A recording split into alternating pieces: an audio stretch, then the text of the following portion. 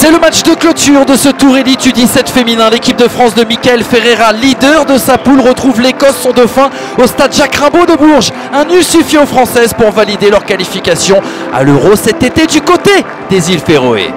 Et finalement Rachel Adedini, oh la petite roulette pour se remettre dans le bon sens. Et encore le bon travail, elle garde le ballon.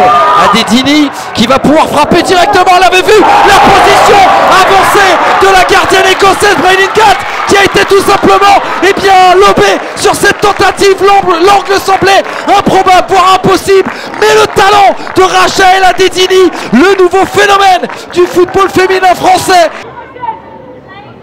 Adedini qui va essayer de passer la petite roulette, et derrière elle va aller distribuer vers Maïssa Fatala.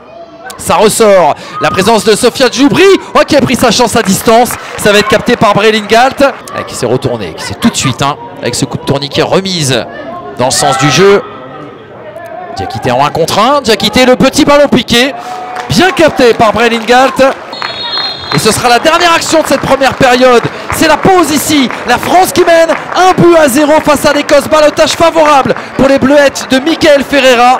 Il y avait un grand soleil, il faisait beau et chaud au moment où Adedini justement est venu récupérer cette balle haute. La tentative de Diakité avec le poteau. La deuxième chance derrière pour Djoubri. Et finalement le sauvetage en catastrophe pour Kate Fraser.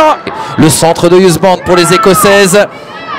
Et attention là, avec cette récupération, la frappe enchaînée de Amy Cherki. La voilà, la première frappe écossaise de cette rencontre.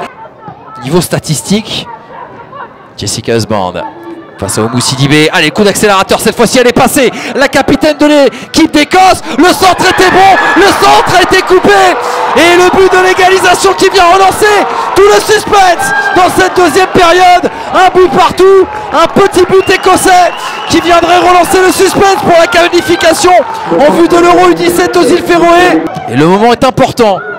Et le moment est important aussi pour tenter Diakité qui va aller envoyer Camille Marmillon en profondeur, qui va se mettre pied gauche, la frappe, et là cette fois-ci on peut le dire, la cabane est tombée sur le chien, le break est fait pour l'équipe de France, au meilleur moment, juste avant le temps additionnel, 2-1 pour les Bleuettes, qui se mettent peut-être définitivement à l'abri, avec ce travail de classe, la récupération de tenter Diakité, qui va aller se projeter, envoyer Camille Marmillon, le bon crochet pour se mettre pied gauche, et fusiller Braylin Galt.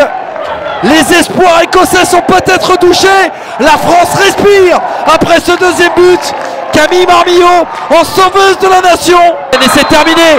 L'équipe de France s'impose 2-1 contre l'Écosse. L'équipe de France s'est fait peur, notamment en deuxième période. Mais ce sont bien les Bleuettes qui rejoignent les îles Féroé. Rendez-vous donc pour l'Euro U17. Le ticket est poinçonné. La France a fait le travail et termine première du groupe A2 de ce tour élite dans la deuxième phase qualificative.